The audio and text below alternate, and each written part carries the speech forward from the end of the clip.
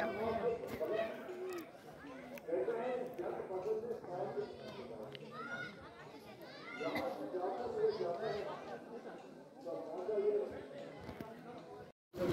نبی اکرم نور مجسم سید عالم رحمت عالم جان عالم حضرت محمد رسول اللہ صلی اللہ علیہ وسلم کی بارگاہ رسالت میں مل کر درود پاک پڑھے بآواز بلند صلی اللہ علیکہ یا رسول اللہ وسلم علیکہ یا حبیب اللہ یا رسول اللہ وسلم علیکہ یا حبیب اللہ صلی اللہ علیکہ یا رسول اللہ وسلم علیکہ یا حبیب اللہ۔ اللہ رب العزت کا لاکھ لاکھ شکر و احسان ہے کہ اس مقدس ذات نے ہم سب کو امت رسول صلی اللہ تعالیٰ علیہ وسلم میں پیدا فرمایا اور آج کا یہ مقدس دن ہمیں اپنے اس مقدس گھر میں جمع ہونے کی توفیق عطا فرمائے۔ بہرحال قرآن مقدس کی ایک آیت کریمہ کی تلاوت کا شرف حاصل کیا ہے۔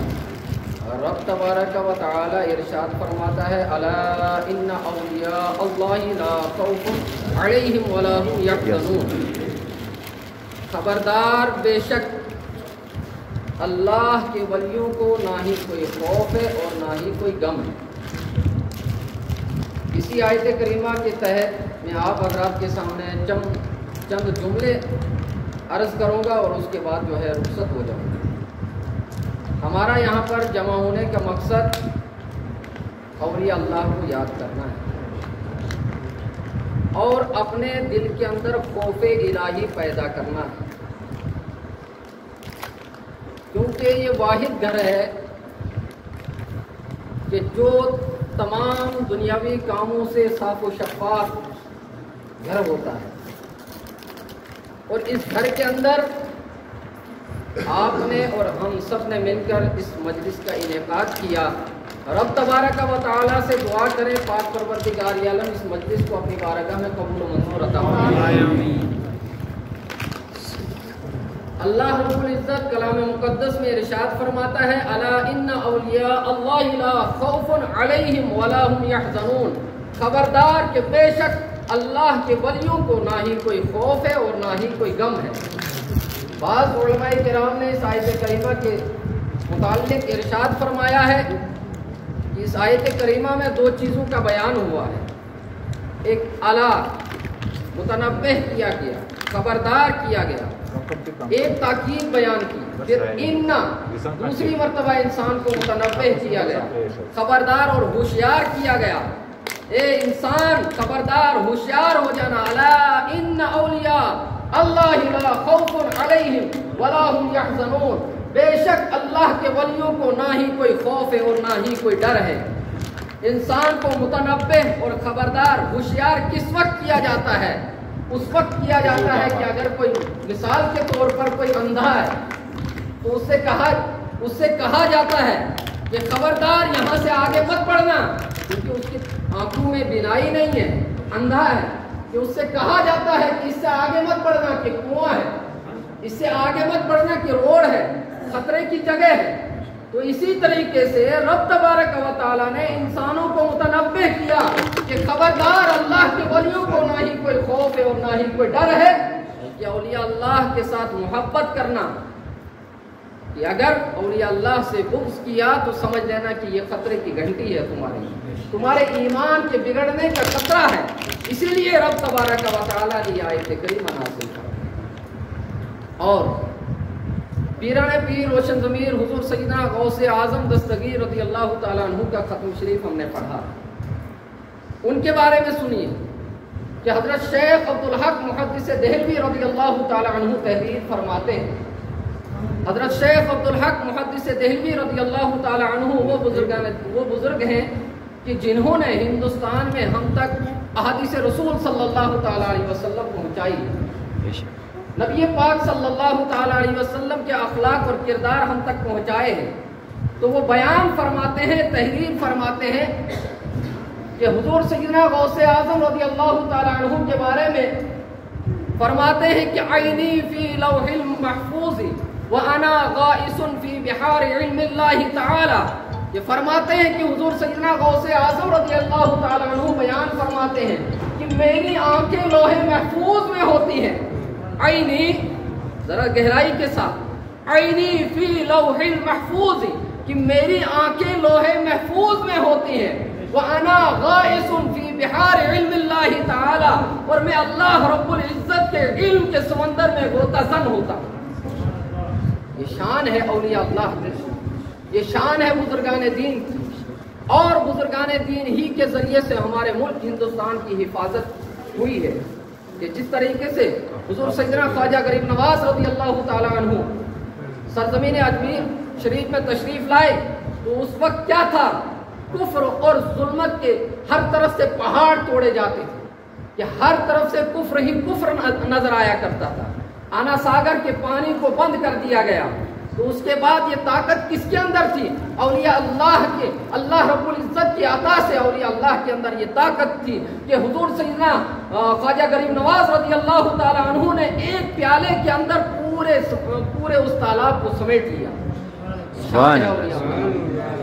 اور یہیں تک نہیں، جس وقت حضور مفتی اعظم ہند علیہ الرحمہ کی بات کر رہا ہوں، خاندان اعلیٰ حضرت، حضور مفتی اعظم ہند علیہ الرحمہ کی شان یہ ہے کہ جس وقت ہندوستان میں ایک قانون لاگو کیا گیا کہ نسبندی کرانا جو ہے جائز ہے، اس وقت اگر کسی نے ہمارے اسلام کی حفاظت کی تو وہ کوئی اور نہیں تھا، خاندان اعلیٰ حضرت سے حضور مفتی اعظم ہند علیہ الرحمہ صفر بن کر کے سینہ تان کر کے کھڑے ہوئے، اور آپ نے فرمایا کہ جو میں نے تحریر کیا ہے، جو رب تبارک و تعالیٰ کا قانون ہے کہ نسبندی اسلام میں حرام ہے، حرام ہے، حرام ہے. حضور مفتی اعظم ہند علیہ الرحمہ نے بریلی شریف سے قلم اٹھا کر کے لکھا اور فتویٰ تحریر کیا کہ نسبندی کرانا حرام ہے، یہ کسی صورت میں بھی جائز نہیں ہے. تو اس وقت کی حکومت ہند نے بھی حضور مفتی اعظم ہند کے قدموں میں اپنے قدم دے. یہ شان ہے اولیاء اللہ، یہ شان ہے بزرگان دین کی. تو اسی محفل کو ہم نے یہاں پر سجایا ہے. بہرحال وقت بہت کم ہے، میں چند جملے آپ کو عرض کروں جو میں نے سنا ہے بزرگان دین سے آج تک. یہی جو ہے ہم نے سنا ہے کہ سب سے پرانی مسجد ہماری یہی والی مسجد، سب سے پرانی مسجد.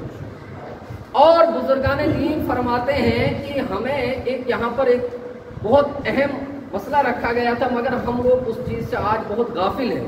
میری عرض ہے آپ اس چیز کی طرف بہت دھیان دیں کہ بزرگان دین فرمایا کرتے تھے کہ جب سب سے پہلی فصل ہماری تیار ہوگی، مان لو کہ ہمارا اس وقت جو ہے مکی کا ٹائم ہے یا دھان کا ٹائم ہے، تو بزرگان دین سب سے پہلے فصل کاٹنے کے بعد پہلی یا اس کوڑائی شمان کوڑائی یا زکوڑائی یوت بات یہ طور طریقہ ہمیں برقرار رکھنا چاہیے، کیونکہ بزرگان دین کے ہر کام میں حکمت ہے کہ اس کے ذریعے سے ہماری کھیتی باڑی کی حفاظت ہوا کرتی تھی.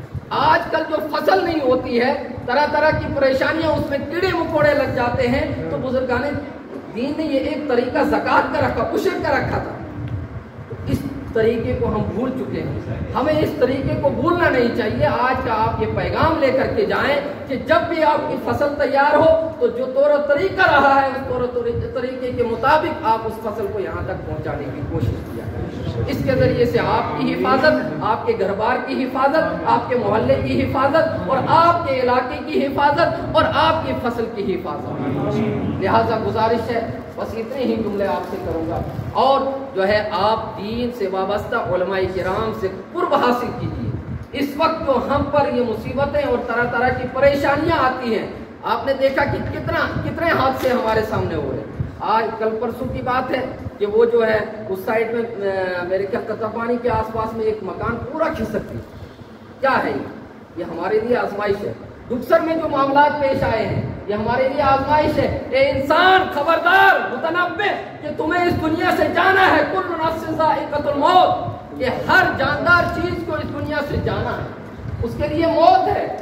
آخرکار یہ چیزیں جو ہمارے سامنے آتی ہیں وہ اسی لیے آتی ہیں کہ ہمیں متنبع ہونا چاہیے، گناہوں سے بچنا چاہیے، شراب نوشی سے بچنا چاہیے، زناکاری سے بچنا چاہیے، اور یہ جو طرح طرح کے ہمارے بچے جو ہیں وہ نشہ نوشی میں جو ہے اس میں ملوث ہیں، ان تمام چیزوں سے اپنے بچوں کو دور کرنا چاہیے اور دین سے قریب کرنا چاہیے، یہی ہمارا پیغام ہے۔ اس وقت ہمیں بات کرنی چاہیے حضرت امام حسین رضی اللہ تعالیٰ عنہ۔ بہرحال اس کے بارے میں چند جملے مفتی صاحب آپ کے سامنے بیان کریں گے، حضرت بھی یہاں پر موجود ہیں، ہر ایک کو وقت ہے۔ آپ تمام حضرات سے گزارش ہے کہ دعا کریں پاک پروردگار عالم ہم سب کو حق میں حق کرنے کی توفیق عطا فرمائے اور اس مسجد شریف کو ہمیشہ آباد رکھے، اور جو طور و طریقہ بزرگان دین کا رہا ہے اس سے ہمیں اپنانے کی کوشش بھرپور کرنی ہے۔ وما علینا الا البلاغ، لا الہ الا اللہ محمد رسول اللہ۔ نعرہ غوث اعظم می زنم دمز شیخ احمد رضا خان قطب عالم می زنم بگرداب بلا افتاد کشتی ضعیفہ را تو شکست پشتی بحق خواجہ عثمان ہارونی مدد کن یا معین الدین چشتی تو قوت دے کہ تنہا کام بسیار بدن کمزور دل کا ہل ہے یا غوث۔ حضرات محترم، وقت کی قلت آپ لوگوں کو معلوم ہے۔ حضور رحمت کونین صلی اللہ تعالی علیہ وسلم فرماتے ہیں کہ جس شخص نے مجھ پہ درود پاک پڑھا قیامت کے دن وہ عرش کے سائے میں میرے ساتھ ہوگا۔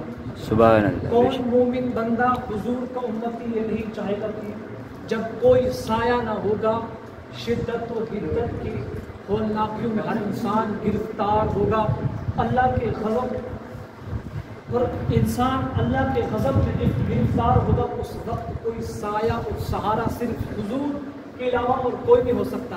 حضور پہ درود پڑھنے سے وہ میدان محشر کی جو جتنی بھی مشکلات ہیں وہ آسان ہو سکتی ہیں اگر ہم آج اس کے لیے سامان پیدا کریں۔ تو آئیے ہم سب مل کر حضور رحمت کونین صلی اللہ تعالی علیہ وسلم کی عالی شان بارگاہ میں درود و سلام محبت الفت میں مستغرق ہو کر پڑھے۔ صلی اللہ علیہ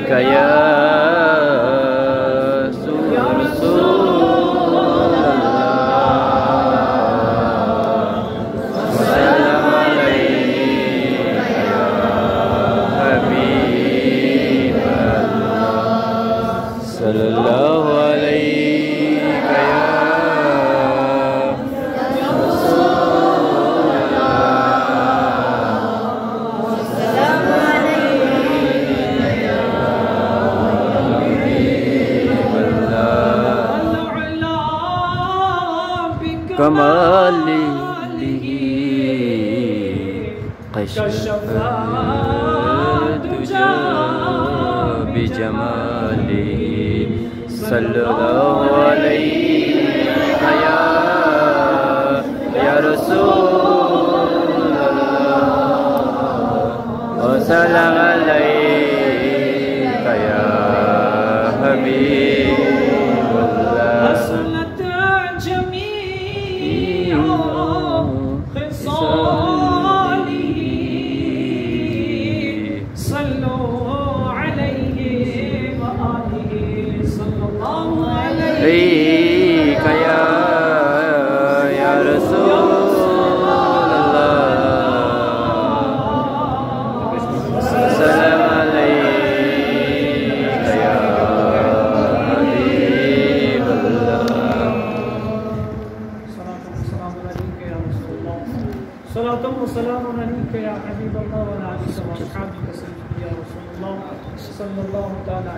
اللہ۔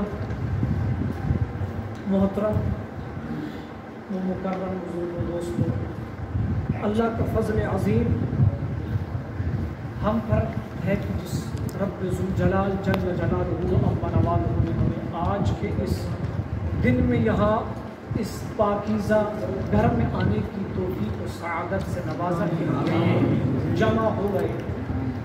سب سے بڑی بات کیا ہوتی ہے؟ انسان کا ایک دوسرے کا دیدار ہو جاتا ہے۔ میں کبھی یہاں پہلے نہیں آیا ہوں، آج پہلی بار میں نے نئے چہرے دیکھے تو انسان کیا کرے، خوشی کی لہر دوڑتی کہ آج میں چند مومنین حضور کے چند امتیوں سے ملا، بڑی خوشی ہوتی ہے۔ مومن کا آپس میں تعلق، محبت، الفت یہ جنت میں لے جانے کا ایک ذریعہ بھی ہے۔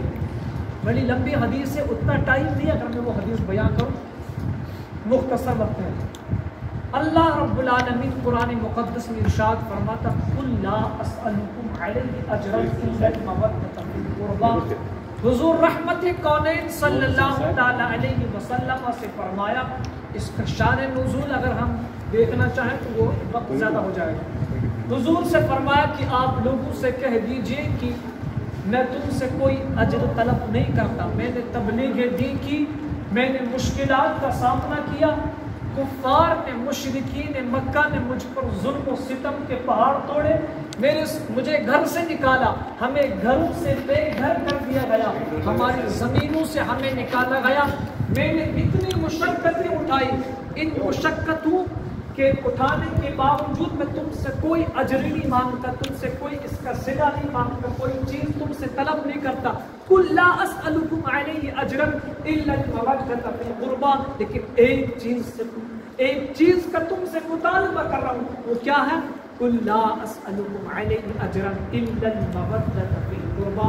میری اہل بیت کے ساتھ محبت، اس کا تم سے سوال ہے. اہل بیت اطہار کے لیے حضور رحمت کونین صلی اللہ تعالی علیہ وسلم بیان فرماتے، متفق علیہ حدیث. حضور نے فرمایا جب حضور کا وصال ہونے والا تھا، حضور نے اس سے قبل فرمایا کہ لوگوں میں دو چیزیں تمہارے درمیان چھوڑ کے جا رہا ہوں، اگر ان کو تم نے مضبوطی سے تھام لیا تو تمہارا دنیا میں بھی بیڑا پار ہے اور آخرت میں تم سرخرو ہو کر اٹھو گے. اللہ کی یہاں غضب الہی سے تم بچ پاؤ گے، جہنم کی شدت و حدت سے بچو گی اگر دنیا میں تم نے ان دو چیزوں کو مضبوطی سے تھام لیا. وہ دو چیزیں کیا تھی؟ ایک تو یہ میں نے تمہیں قرآن دیا، اور قرآن کے تعلق سے حضور نے فرمایا اس کی ایک رسی اللہ رب العالمین کے دست قدرت میں ہے اور ایک لوگوں کے ہاتھ میں دی. اگر کسی نے قرآن کو مضبوطی سے تھام لیا، اس رسی کو مضبوطی سے تھام لیا تو قیامت تک کبھی گمراہ نہیں ہوگا. اور دوسری شے فرمایا تھا میری اہل بیت، جس نے میری اہل بیت سے محبت کی، ان کے ساتھ عشق و الفت سے پیش آئے، ان کے ساتھ محبت کی، تو میدان محشر میں میں اس کو اپنے ساتھ جنت میں داخل کروں. سبحان اللہ. بے شک اطہار کی یہ فضیلت و عظمت و شان اور وقار ہے یہ جو حضور نے پہلے بیان فرمایا. پھر دوسری حدیث مبارکہ میں حضور رحمت کونین فرماتے ہیں ادبوا اولادکم ثلاث خصال. اپنی اولادوں کو تین چیزیں سکھاؤ. پہلے حب نبیکم، اپنے نبی کی محبت کو اپنی اولاد کو سکھاؤ. وہ حب اہل بیت، اور پہلے اہل بیت کی محبت سکھاؤ. تیسری چیز جو اللہ کے نبی نے دکھائی وہ فرمایا پھر بعد میں قرأت القرآن، اور قرآن کی تعلیم بعد میں. پہلے نبی کی محبت، پھر آل نبی کی محبت، پھر قرأت قرآن. جب نبی سے محبت کرنے والا بن جائے گا، حضور سے محبت کرنے والا بن جائے گا، حضور کا اس کے دل میں عشق اور محبت ہوگی، تبھی اس کو اہل بیت سمجھ آئے گی. اور اہل بیت کو جب سمجھے گا تب قرآن مقدس کی تعلیم سمجھ آئے گی. اس سے قبل کسی کو تعلیم سمجھ نہیں آتی، وہ چاہے دنیا کا کتنا بھی شیطان نے بڑا علم سیکھا تھا، اس کو اپنے علم پر غرور تھا، گھمنڈ تھا. سید الملائکہ تھا، ملائکہ کا معلم تھا، استاد تھا، لیکن علم کی بنا پر اس کو گمراہ کر دیا کیونکہ اس کے دل میں نبی کی محبت نے اللہ کے حکم کی نافرمانی کی. نبی کو اپنے جیسا سمجھا، فرمایا میں تو آگ کا ہوں، مٹی کا بنا ہے، اس کو سجدہ کیا کروں. اسی انا کی بنا پر، بغض و عداوت کی بنا پر اللہ نے اس کو ران دے درگاہ کر دیا. زمین آسمان سے زمین پر پھینک دے، اس کی عبادت کی پرواہ نہیں کی. اس نے صرف جو خطا کی وہ نبی سے بغض اور عداوت کی وجہ سے دنیا میں پھینک دیا گیا. اسی لیے نبی مکرم نے قرآن کی تعلیم کو مقدم نہیں کیا، اہل بیت کی محبت کو مقدم نہیں کیا. سب سے پہلے فرمایا کہ مجھ سے محبت کرنا اپنی اولاد کو سکھاؤ، پھر اس کے بعد اہل بیت سے محبت کرنا سکھاؤ. تیسری بات پھر قرآن مقدس کی تعلیم. جب یہ دو چیزیں سمجھ آئیں گی تب یہ قرآن کی تعلیم. نہ جانے دنیا میں کتنے لوگ ایسے جو دین کی تعلیم لیتے لیکن محبت اہل بیت سے خالی ہے، رسول کی محبت سے خالی، کوئی فائدہ نہیں. ہم کتنی تصویر و تحلیل کر لیں، کتنا کچھ کر لیں، راتوں کو جاگ لیں، قیام اللیل کیوں نہ ہم بن جائیں، دن میں روزہ رکھنے والا کیوں نہ ہم بن جائیں، ہم صوم مثال کیوں نہ رکھنا شروع کر دیں، لیکن اگر نبی سے بغض و عداوت ہے تو تمام عبادتیں ان کے منہ پہ ماری جائیں گی. تسلا نارا حامیہ تسقی من عین آنیہ. تمام عبادتیں بیکار کر دی جائیں گی، ختم کر دی جائیں گی. اگر حضور سے محبت و عشق و الفت نہیں ہے تو سب کچھ ہمارے منہ میں مار دیا جائے گا. لیکن آج کا مین میٹر اور مین چیز جو ذکر کر رہے وہ امام حسین. وقت بہت کم ہے، 5 منٹ میں لوگوں کو کیا بیان ہو سکتا ہے؟ 5 منٹ میں کچھ کوئی اگر انسان تمہید بھی ماننا چاہے وہ بھی پوری نہیں ہوگی تمہید ماننا. تو مختصر آج سے جو کل کا دن تھا، اس دن حضرت سیدنا امام حسین علی مقام رضی اللہ تعالی عنہ کو میدان کرب و بلا میں شہید کر دیا گیا. آپ کے نونہالوں کو، آپ کے بھائی کے بیٹوں کو، آپ کے بیٹوں کو، آپ کے 6 ماہ کے بچے کو قربان کر دیا گیا میدان کرب و بلا میں. کیوں لوگوں؟ امام حسین کی تعلیم کو آپ نے پڑھا ہوگا، آپ سنتے رہتے امام حسین نے 72 جانساروں کو اس دین کے لیے میدان کرب و بلا میں شہید کیا. لوگوں ہم یہ سب جانتے، لیکن امام حسین نے اتنا کچھ کیوں کیا؟ مکہ سے کوفہ پہنچے، کوفہ سے میدان کربلا میں پہنچے. اتنی مصیبتیں امام علی حسین نے کیوں لی؟ کیوں امام حسین نے اپنے 6 ماہ کے بچے کو قربان کیا؟ ہم نے کبھی غور و فکر نہیں کیا. کیوں یزید نے امام حسین کے خاندان کو قتل کروا دیا؟ 72 جانوں کو مارنا. جہاں ایک جان کا بدلہ اگر دیکھا جائے قیامت کے دن اگر کسی انسان نے قتل کیا تو تمام قتل کا ذمہ دار اس کو ٹھہرایا جائے گا. جہاں 72 جانوں کا قرضہ وہ یزید چکائے گا. یزید نے امام حسین کے تمام رفقا کو، امام حسین کے گھر والوں کو قتل کیا. آخر امام حسین نے اتنا کیوں کیا؟ اپنے 6 ماہ کے بچوں کو بھی پیش کر دیا قربانی کے لیے. صرف یہ وجہ تھی کہ یزید فاسق و فاجر انسان تھا، یزید شرابی تھا، یزید زانی تھا، یزید کے اندر تمام بری خصلتیں پائی جاتی تھی. امام حسین نے فرمایا کہ اگر میں یزید جیسے پلید انسان کی بیعت کر لوں تو نانا جان کل قیامت کے دن مجھ سے پوچھے کہ تم نے یزید کی بیعت کی جو فاسق و فاجر تھا، جنہوں نے مسجد نبوی کے اندر گھوڑے بنوائے، جنہوں نے مدینہ کے صحابہ پر ان کو قتل کیا، مدینہ کی عورتوں کے ساتھ زیادتی کی. کیا امام حسین اس یزید کے ہاتھ پر بیعت کرتے جو اتنا کچھ کرنے والا تھا؟ امام حسین نے اگر 72 جانوں کو شہید کیا راہ خدا میں صرف اس لیے کیا کیونکہ یزید سب سے بڑا ناپاک انسان، شریعت کے خلاف کام کرنے والا تھا. اس لیے امام حسین رضی اللہ تعالی عنہ نے ان تمام کو اللہ کی راہ میں قربان کیا. لوگوں آج ہم اپنی طرف دیکھیں، ہم نے مسجد عالی شان بنائی، کتنا کچھ خرچ کیا، مگر مسجد بے رونق ہے. ہم مسجد میں کبھی 5 ٹائم کی نماز، 1 ٹائم کب ہم نکال نہیں سکتے کہ ہم مسجد میں جا کر پھر 2 رکعت ہم امام صاحب کے پیچھے پڑھ لیں. ہمارے پاس اتنی فرصت نہیں. امام حسین نے دین کے خاطر 72 جانوں کو اللہ کی راہ میں وقف کر دیا، شہید کروا دیا. لیکن ہم گھر سے لے کر یہاں تک 5 منٹ کے لیے، 10 منٹ کے لیے ہم اپنا وقت نکال سکتے ہیں. یہ کون سی مسلمان کیسا ہم نے کلمہ پڑھ لیا. اللہ کے نبی علیہ السلام، آخری حدیث ختم کر دوں گا اپنے میڈم. اللہ کے نبی علیہ الصلوۃ والتسلیم فرماتے کہ جب کوئی، جیسے اس محلے میں نا، یہ محلہ جتنا بڑا بھی ہے، حضور رحمت کونین فرماتے کہ جب کسی شخص کی روح کو قبض کیا جاتا، کسی محلے کے بندے کی روح کو قبض کرنا ہوتا تو سب سے پہلے عزرائیل اس بندے کے پاس نہیں آتا جس کی روح قبض کر. سننا ذرا غور سے، توجہ چاہوں گا 2 منٹ کے لیے. فرمایا حضور رحمت کونین فرماتے کہ سب سے پہلے موت کا فرشتہ اس بندے کے پاس نہیں آتا کہ جس کی آج روح قبض کرنی ہو، بلکہ سب سے پہلے وہ مسجد میں جاتا، مسجد سے پوچھتا، اے اللہ کے گھر، ایک پاک و منزہ گھر، آج کے دن میں ایک فلاں آدمی نام لے کر پکارتا موت کا فرشتہ کہ آج کے دن مجھے فلاں آدمی کی روح کو قبض کرنا ہے، اس کی سانسوں کی مالا کو مجھے آج چھیننا ہے، آج سانسوں کی مالا اس کی توڑ دی جائے گی، اس کو موت کا منظر دکھایا جائے گا، اندھیری قبر دکھائی جائے گی، قبر کے اندر کے عذابات آج اس کو دکھانے والا ہوں. ذرا تم مجھے بتا کہ یہ وہ شخص جس کی میں آج روح قبض کرنے والا ہوں، کیا یہ مسجد میں آیا کرتا تھا، نماز پڑھا کرتا تھا مسجد میں آ کر؟ اگر مسجد نے کہہ دیا کہ وہ شخص مسجد میں نہیں آتا تھا فرشتہ وہیں سے لوٹتا ہے، لیکن پھر پیچھے سے مسجد آواز دیتی، اے موت کے فرشتے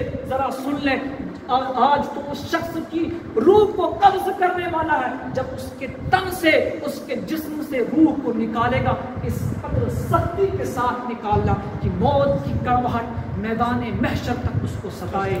موت کا فرشتہ اس بندے کے پاس جاتا، اس کی روح کو اس انداز سے قبض کرتا ہے کہ وہ چیختا ہے، چلاتا ہے، اس کو بڑی تکلیف ہوتی ہے، شدت و حدت سے بہت چلاتا، لیکن کوئی مددگار نہیں۔ کل نفس ذائقۃ الموت، موت کا کوئی توڑ نہیں ہے، موت جب آتی ہے تو ہر انسان کو وہ دنیا سے تو لے جانا ہے، لیکن پھر انسان اس کے سامنے لاچار ہو کے رہ جاتا ہے۔ موت کا فرشتہ اس انسان کی روح کو قبض کر لیتی ہے، وہ چلا جاتا دنیا سے۔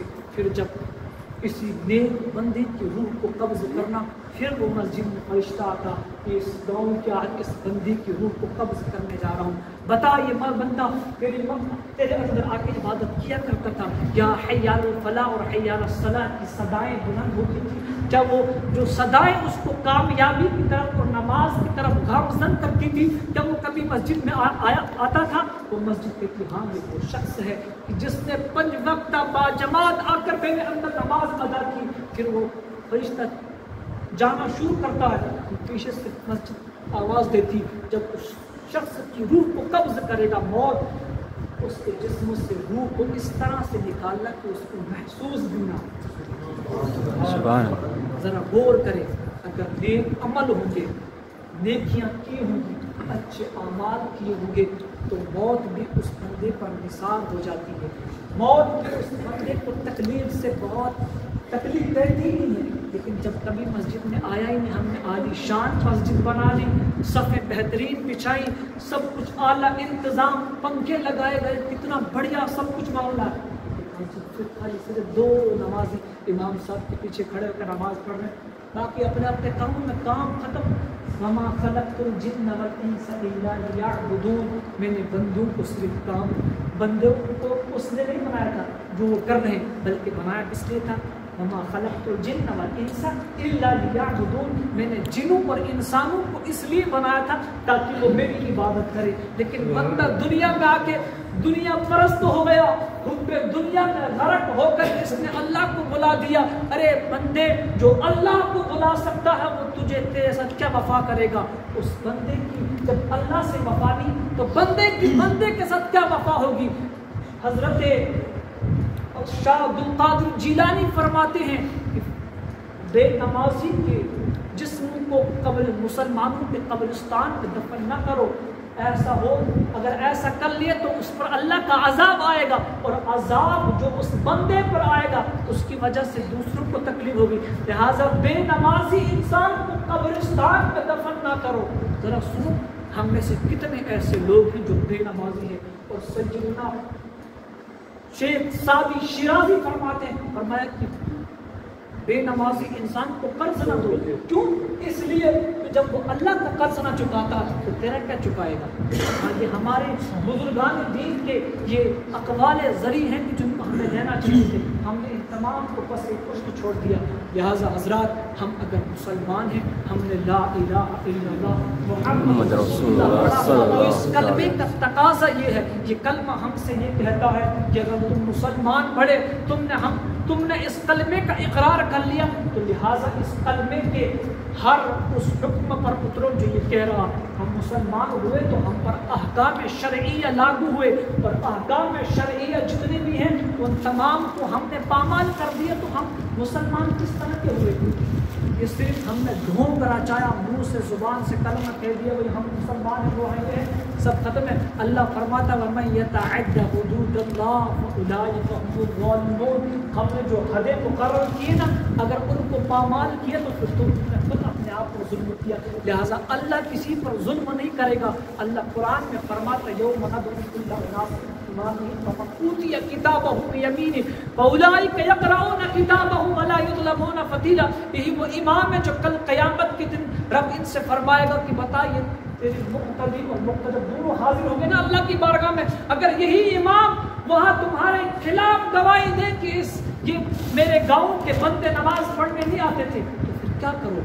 وہاں ان سے گواہی لی جائے گی، یہ مسجد خود گواہی دے گی بندے کے بارے میں کہ ہاں یہ بندہ مسجد میں آتا تھا، یہ نہیں آتا تھا۔ قیامت کے دن یہی مسجد ہوگی جو مومنین کی شفاعت کرے گی، مومنین کو اس مسجد کے اندر ڈال کے جنت میں پیش کیا جائے گا، اور جو نماز ہی پڑھنے نہیں آتے وہ مسجد سے باہر رہ گئے، جو باہر رہ گیا وہ جہنم میں گیا، اور جو اندر آ گیا۔ اور مسجد امن کا گھر ہے، یہاں امن اور سکون ہوتا۔ حضور جب بھی کہیں سے آتے تھے سب سے پہلے مسجد میں آیا کرتے تھے، کیونکہ حضور نے فرمایا کہ یہ امن کا گھر ہے۔ جو امن کے گھر کے اندر آ گیا وہ اللہ کی امان میں آیا، عذاب الہی سے بچ گیا۔ جو مسجد میں نہیں آیا، کل قیامت کے دن یہی وہ مسجد ہوگی جو قیامت کے دن تمہیں پیچھے بے نمازیوں کو باہر چھوڑے گی اور نمازیوں کو اندر لے کر مسجد میں جنت میں چلی جائے گی۔ جو اندر آ گئے وہ جنت میں گئے۔ لہٰذا ہم باشعور انسان ہیں، ہم عقل و فراست، فہم و ادراک رکھنے والے لوگ ہیں۔ ہمیں اللہ نے سوچ و بوجھ دی ہے، ہمیں شعور دیا ہے کہ ہم مومنین ہیں۔ ہم اس چیز تقاضے کو سمجھیں کہ ہمیں اللہ نے کس لیے پیدا فرمایا۔ وقت زیادہ ہو گیا، اس کے لیے معافی چاہوں گا۔ السلام علیکم۔